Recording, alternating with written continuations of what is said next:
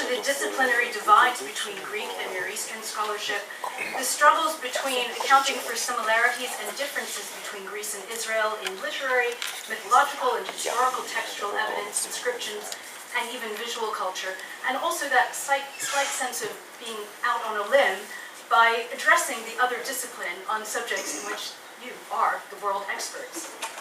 These features can be found in archaeology, and I share the slight apprehension about discussing the Phoenicians in front of those who have excavated the Phoenicians at home and in their neighboring territories. Nevertheless, I hope that by taking a wider, more Mediterranean perspective of the archaeology, I can illustrate how Greece and the Near East were more socially connected than we might otherwise suspect. And as such, I'd like my 30 minutes to begin now, please. So, who are the Phoenicians? And I'm not going to speak about the Phoenician DNA project, although slightly spurious but interesting nevertheless.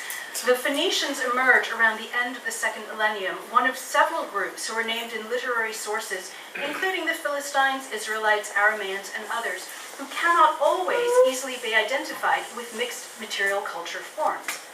Yet, the consolidation of certain shared features within a particular geographical zone supports suggestions that these various groups could be identified collectively by others, and perhaps identified themselves collectively as well. This is certainly the case for the Phoenicians. While it is known that the Phoenician settlements such as Tyre, Sidon, Byblos, and Arwad were fiercely independent city-states who were often in rivalry against one another, they also worked together on occasion against a common enemy, such as in the Battle of Karkar in 853, in which several Phoenician city-states united against the Assyrian army of Shalmaneser III, meeting in the territory of Hamath. Certain characteristics particularly common to settlements along the coast of modern Lebanon and northern Israel suggest that these communities shared many common social, political, religious, and material traits, such that we can collectively regard them as Phoenician. During the 11th century, the Phoenician city of Tyre begins to emerge as a politically assertive state, dominating the coastal fringe between Tyre and Mount Carmel, enabling it to control the development of commercial agriculture and overland trade and communication routes. The extent of the commercial capabilities of Phoenician city-states is suggested by the 70 ships in the harbors of Byblos and Sidon seen by Wen Ammon, the Egyptian priest and envoy sent to Byblos to obtain wood during the 11th century. Biblical references to the volumes of agricultural output regularly produced to maintain Solomon and Hiram's 10th century relationship reflect the importance of coordinated territorial control. Surplus capabilities are recorded as 4.2 million liters of wheat and 420,000 liters of virgin olive oil. During the 9th century, Tyre's establishment of settlements on Cyprus and in the western Mediterranean may be regarded as a new phase and form of activity, an impetus born most likely in response to pressure from the encroaching, mighty new Assyrian Empire. It is widely acknowledged that from the early Iron Age, Phoenicians were traversing the Mediterranean and engaging with various local communities, especially Greek island and mainland coastal settlements, through the exchange of goods. The presence of Near Eastern metalwork in 10th century contexts at Greek settlements such as Lefkandi and Knossos have been attributed specifically by some to Phoenician mercantile activity, although I suspect James Muley will have a few choice words to say about that after lunch. Resident or itinerant Phoenician craftsmen, perhaps, on Rhodes, Crete, Athens, Lefkandi, and Knos from the 9th century have been argued for by many. This entire phase has been described by Niemeyer as a Phoenician merchant venturers phase in the Mediterranean, whereby craftsmen, traders, prospectors, and agents traverse the sea in full knowledge of one another and their customer, and it's one that firmly predates permanent Phoenician settlement on foreign shores. This acts as a very precise parallel to Greek pre-colonization activity that is also often argued for to take into account the presence of Greek pottery in overseas contexts that predate the foundation of Greek colonies in that region. Thus, Middle Geometric pottery in Etruria, Latium, Campania, and Sicily have implied to many that Greeks were active in the region before establishing nearby settlements. Mixed cargoes of the late 14th and late 13th centuries from the Uluburun and Geladonia shipwrecks, respectively, imply that pre-Phoenician Canaanite material was transported alongside Cypriot and Mycenaean, as Asaf has very helpfully just explained. The absence of maritime evidence dated to between these late Bronze Age wrecks and the 8th century examples of Tanit and Lycia renders it difficult to ascertain the extent to which any such collaboration featured in the early Iron Age. The Tanit and Lycia wrecks off the coast of Israel near Ashkelon were laden with Phoenician amphoras containing wine, and the ships themselves were bound for either Egypt or the Mediterranean. There is evidence of mixed cargoes during the 7th century, as suggested by the Kekova shipwrecks assemblage of Southeast Aegean and Corinthian transport amphoras, alongside Cypro-Levantine basket-handled amphoras. Nevertheless, the story of Odysseus seeking safe passage on a Phoenician ship to evade capture implies that Greek and Phoenician collaboration on cargo ships was not an uncommon occurrence. Scholarship has often been divided along discipline perspectives, even in archaeology, with regard to who initiated such exchanges, with classical scholars favoring the Greeks and Near Eastern scholars arguing for the Phoenicians, and I have discussed this at length in previous work. In fact, literary and archaeological evidence increasingly indicate that ship crews and their cargoes were regularly mixed. Trade itself was varied in practice, ranging from long distance to local voyages, including cabotage. And any maritime community surely would have needed to excel at both. And even the practice of colonization displays far greater similarities than differences, as I shall explain next. And since this conference is about Greek and Near Eastern interactions, I'm going to shift the focus somewhat to the Central and Western Mediterranean, since much interaction between Greek and Near Eastern cultures actually took place here. I also want to take a broader look because what makes the Phoenicians Phoenician derives as much from their Mediterranean lives as their homeland lives. In fact, I would argue that the back ripple effect noted by Malkin with regard to the Rhodians applies to the Phoenicians as well, for their overseas networks and activities help to create an identity not just at home but abroad. Phoenician overseas settlements are often characterized as ports of trade, to contrast them with the explicit quest for land and hinterland often assumed of Greek overseas settlements, and in light of the fact that the phenomenon of the foundation of Phoenician overseas communities coincides with expanded trade between the Phoenician homeland and the areas of settlement, presumably to feed Assyrian tribute demands. Niemeyer argues that such foundations were not colonies per se, primarily because the hinterland of the community was not a politically or administratively dependent territory. Instead, he cites several decisive criteria for a choice of Phoenician overseas settlement: a not too large settlement area with natural harbors, an area that is easy to defend, such as an island or spit, good harbors, proximity to navigational aids, easy access to adjacent and more distant hinterlands. And it is these traits that reflect that the Phoenicians had, and I quote, dramatically different goals from the Greek colonization movement, which mainly focused on the gain of arable land. These traits are certainly borne by evidence from the far western Mediterranean, where a common characteristic of Phoenician settlements was that the settlement be either on an offshore island or positioned on a river delta. This facilitated communication and mercantile activities, as well as provided access to fertile lands and the possibility of irrigated crops. Cemeteries were situated outside the city walls and/or separated from the colony by a channel of water, such as the case at Gadir, Toscanos, Moro, Lagos, Ibiza Town, Motia, Paros, and Nora, to name but a few. Yet, these characteristics are replicated in many contemporary colonial Greek settlements as well, and actually reflect simple common sense. Greek settlements were also naturally bounded by water or elevated landscape, such as Pithecusae, Cyrrhus, and Syracuse. As such, they were also easily defensible. Furthermore, they were often located within navigable sites of mountains or peaks like Etna in Sicily or the Gebel Akhdar in Cyrenaica, while others, such as Massalia and Taras, were located where major rivers met the sea. In all of these examples, access to arable land, either immediately or through relations with strategically sited, perhaps dependent settlements, is a recurring trait. Cemeteries were similarly located away from the urban environment, whether separated by a body of water, such as at Syracuse, or beyond city walls like Megara-Heblea, Acragas, Metapontum, and Cyrene. Even the issue of hinterland does not really distinguish the two. Many have observed that one of the defining characteristics of a Greek colony lies in the fact that it had its own agricultural land, and that the autonomy of the colonial structure depended upon such territorial control and organization. There is an increasing amount of evidence that many Phoenician settlements did exploit the land for agrarian reasons that are interlinked with trade and for territorial control.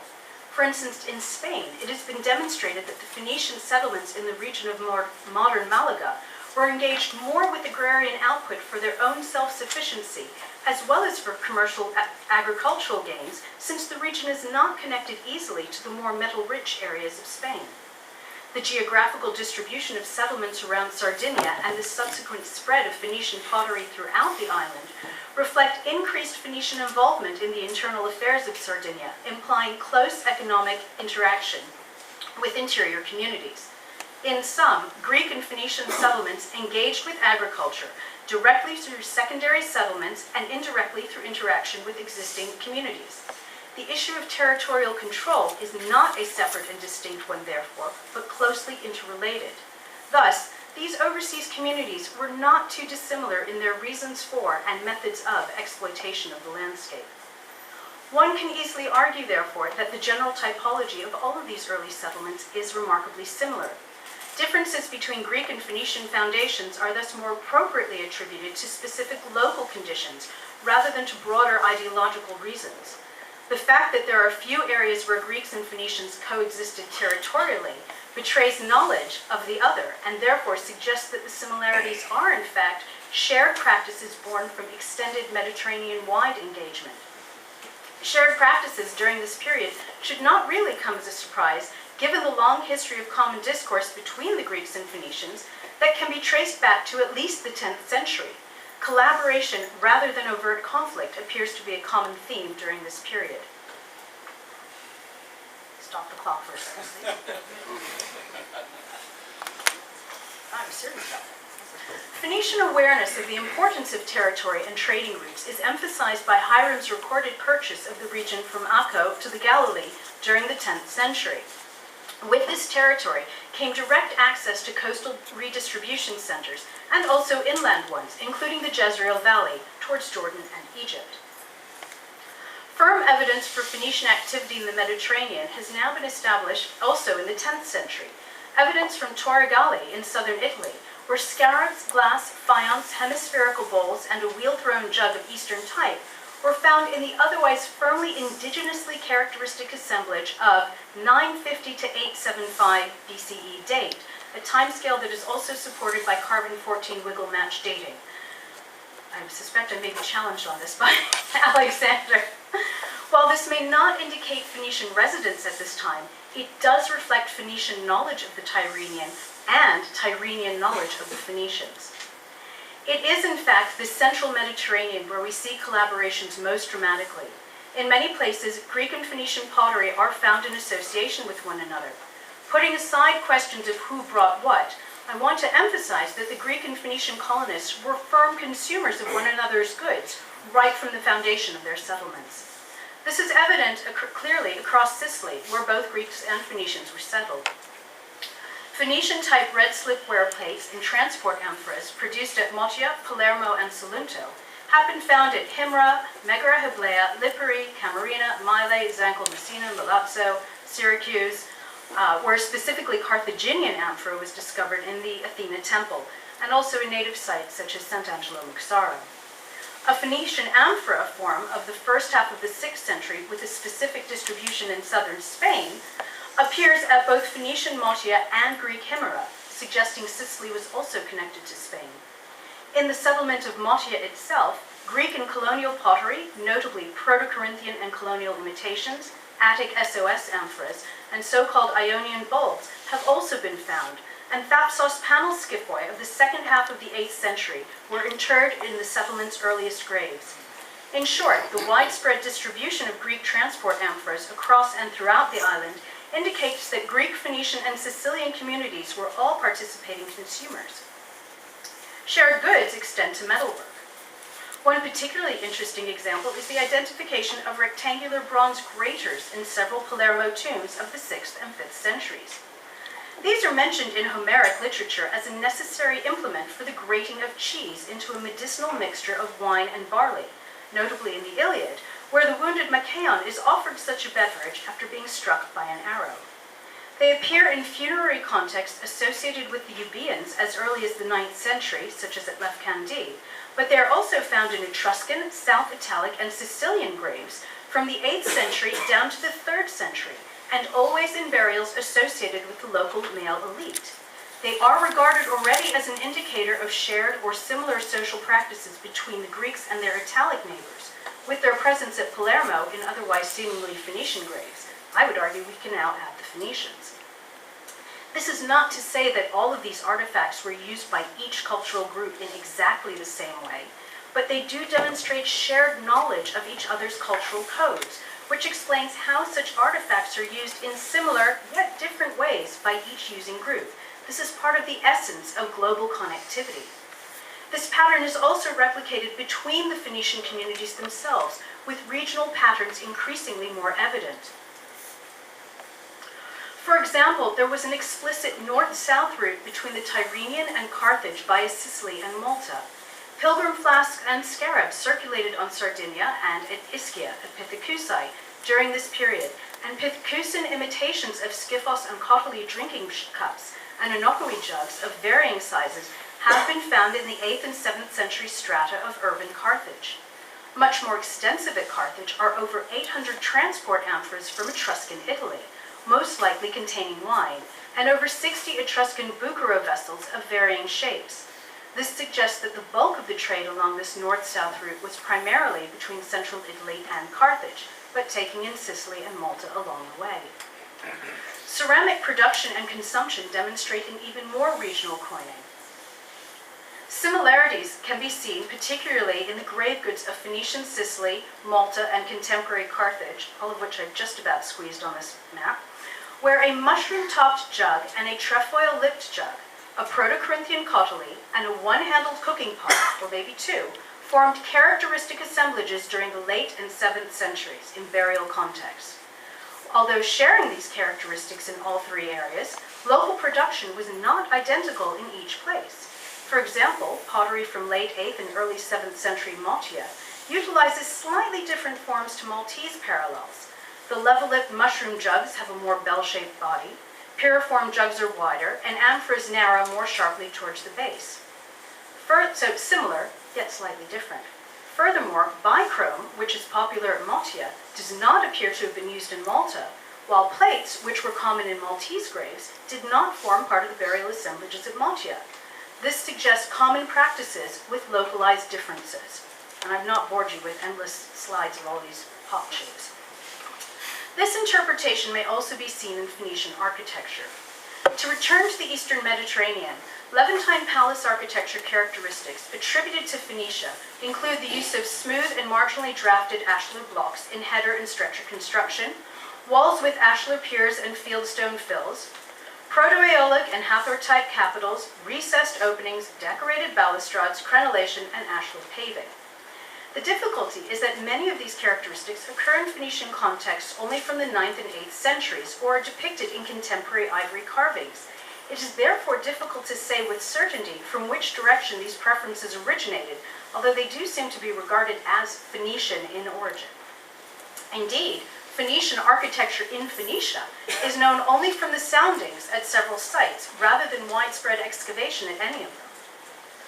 Literary references to Iron Age Tyre speak of a densely populated settlement with multi-story buildings, royal residences, archives, and treasuries, and substantial urban works, such as Hiram's mid-10th century construction of artificial embankments and a causeway to link the island to the mainland. Assyrian reliefs depict a multi-storied circuit wall with regularly spaced towers and arched gateways. The soundings conducted at Tyre affirm a city in constant development between the 11th and 8th centuries to create a series of increasingly complex structures. During the middle of the 9th century, the pier and rubble technique appears at the site. Sarepta between the late 11th and late 9th centuries also underwent development. Adjacent rectangular houses are introduced, articulated along streets with orthogonal intersections, and constructed with marginally drafted ashlar blocks in the pier and rubble technique, particularly in the 9th century.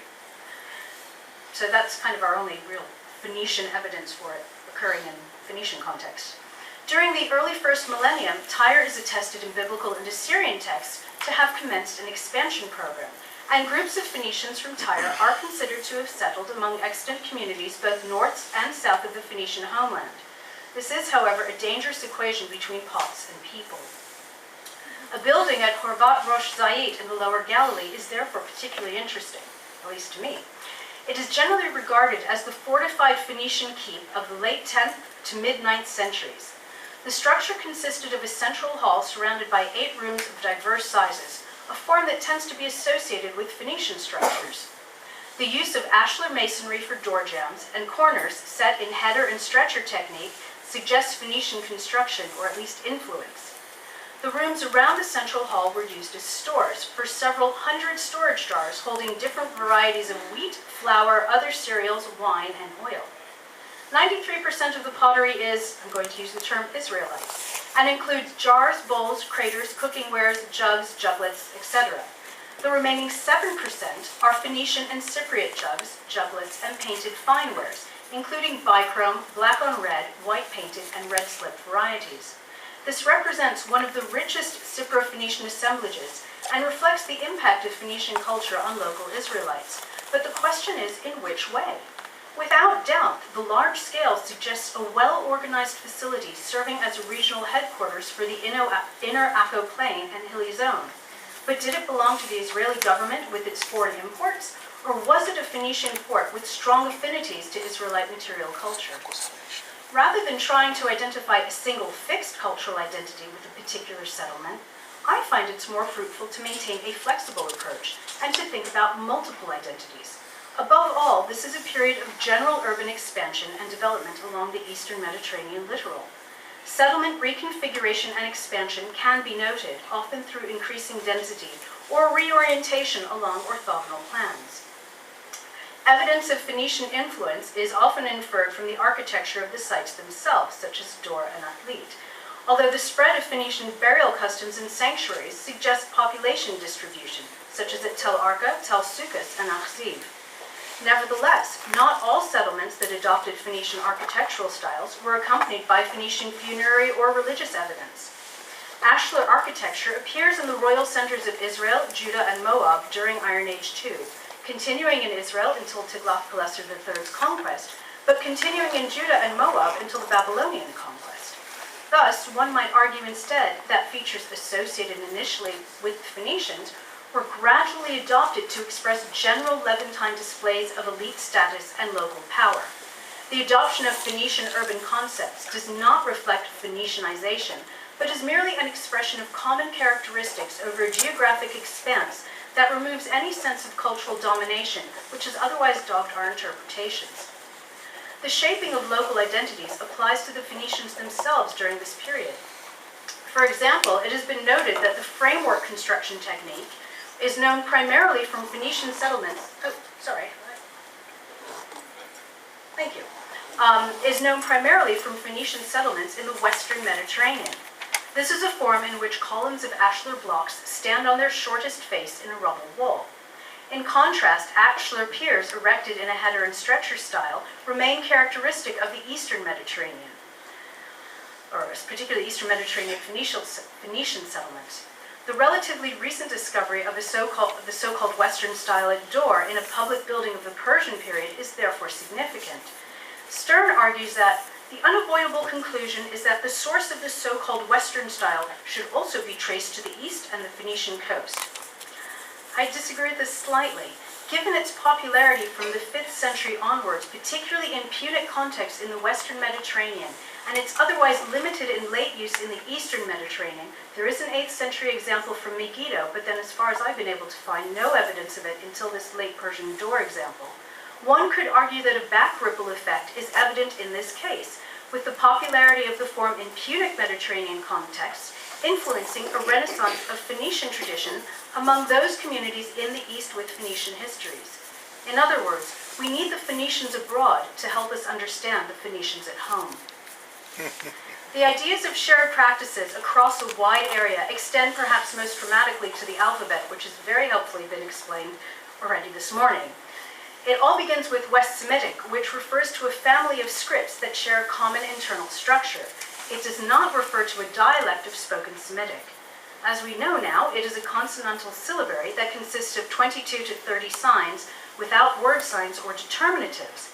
In other words, the writing does not inform us of the sounds of speech, but it provides phonetic hints that will enable a native speaker to guess at what the sound might be. Northwest Semitic dialects include Phoenician, Hebrew, and Aramaic. Our earliest example of the linear style, as opposed to the cuneiform operating version 1, our earliest example of the linear style is probably the sarcophagus of King Hiram of Byblos, but which King Hiram we're unsure of, although it's usually thought to refer to the 10th century king who jointly with Solomon sent expeditions to the land of Ophir. The Gezer calendar may also be another early, perhaps contemporary example. While it is claimed as the oldest example of Hebrew or Proto-Hebrew, Powell has argued very recently that it is simply the West Semitic system of writing applied to a local Northwest Semitic dialect. And I am by no means an expert in this, so please do not shoot me. The Phoenician alphabet derives from the Proto-Canaanite and is thought to have taken shape around the middle of the 11th century, when the 22 letters of Proto-Canaanite dropped all pictographic features, leaving a series of linear letters written in horizontal lines and read right to left. Nave argues that the Hebrew script evolved from the Phoenician by the mid-9th century, and an Aramaic one emerged in the mid-8th century, although I'd be grateful to be put more clear about that. Both the Hebrew and the Aramaic alphabets consist of the same 22 Phoenician letters, even though both languages had more consonants than the Phoenician tongue, and by and large both followed the Phoenicians in using the letters according to the phonetic shift taking place in Phoenician. In contrast to Aramaic and Hebrew, however, Phoenician was defective in that there are no letters to indicate vowels either in the middle of or at the end of words, at least not until much later. So what does this have to do with Greek? The Greek script undoubtedly derived from Northwest Semitic, but with a dramatic twist. Barry Powell spells out, and pardon the pun, the process of invention of the Greek alphabet, which required two innovations. The first is the division of the phonetic signs of the West Semitic cinery into two unequal groups of signs of different natures, one possessing vowel qualities and the other acting as consonants, which are not pronounceable by themselves. And a spelling rule that required the two groups of letters to work together is the second innovation. Archaeological evidence for this transition dates to the early 8th century, possibly the late 9th. And as we've already learned, and I'm going to repeat this, it may be surmised from the evidence from the Apollo sanctuary at Eretria on the island of Euboea. The 15-minute break was not enough to rewrite my paper. Recently, a clutch of Middle Geometric II, so this is 800 to 750, inscriptions were discovered. Most are symbols, but one has a clearly Greek characters. As Thoi, it may be a dedication to a or the sanctuary deity. I'm sorry it's so small. That deity may not necessarily be Apollo at this period. The inscription is an early ostracon, as the inscription appears on the interior face of a closed vessel, probably an amphora. Of greater interest with regard to Greek-Levantine interaction is another inscription from this earlier 8th century strato. Inscribed on a local monochrome drinking vessel of a style typical of Euboean early geometric II and middle geometric is a retrograde inscription that reads KPLS. A similar graffito from Pithecusae, KPLN, is regarded as Aramaean, and this Eretrian example surely must be related, although I'm not passing judgment on what it is. It has been observed, however, of this corpus that there are no traces of experimentation with regard to the letter forms, but rather that they use a mature Euboean script with its typical epicoric features. It suggests that this collection represents the early use and diffusion of writing, but not the moment of transmission. This would put the moment of transmission back into the 9th century, and a 9th century date may be supported by the two 9th century bronze horse blinkers dedicated to Hazael, but which were deposited in the Eretria sanctuary, and these in turn are part of a wider corpus of North Syrian and Phoenician bronzes and other metalwork that circulated in the Mediterranean during this time. So, what do we have from this seemingly random collection of examples of connections within a region and across regions and around the Mediterranean? I know that I have jumped from pottery to architecture to the alphabet with selective examples drawn from each. My purpose has been to illustrate the varieties of mediations and multi-directional exchanges during this period. These connections were created and facilitated by a series of networks. Networks not only within a culture, but also between cultures. These networks become evident through the circulation of Phoenician metalwork and ceramics, sometimes with competing and overlapping distribution spheres. We see this between Greeks and Phoenicians, and also among the Phoenician communities themselves, as I've illustrated with those of the central Mediterranean. We have also seen it briefly in architecture with regard to the development of Phoenician styles around the eastern Mediterranean coast, and also in the back ripple effect of the framework construction technique. Collectively, these serve to create not only what we regard as Phoenician, but also what the Phoenicians themselves regarded as typical or characteristic self-expression within their constantly evolving culture. This is in fact a new way of thinking about the Phoenicians. We should not regard the Phoenicians, or indeed any cultural group, in isolation, especially when considering its social, material, political, and economic developments over time. The Mediterranean Iron Age as a globalized space, incorporating shared sets of practices, not necessarily identically replicated, and also sharply defining differences that articulate local identities, is much more than a collection of decentered communities connected by mobile individuals and groups. For this reason, greater consideration needs to be given to the networks that create the sense of connectedness we witness here at this time. An individual or even group may have different identities that are appropriate for different social, cultural, or even life stage contexts. It is the networks linking the actors that help us to untangle these multiple connections. While some of these networks bind people together through common goods and ideas to create the sense of one-placeness we identify with globalization, the network connections can also be used to differentiate groups from others, especially those outside a particular network. Ultimately, it is the expression of social identities through the use of material culture that underpins human connectivity. In short, the widely shared common characteristics that developed across the Mediterranean during the Iron Age do not reflect Phoenicianization or Hellenization, but more broadly understood Mediterraneanizations, tempered by strongly articulated localized identities. Thank you.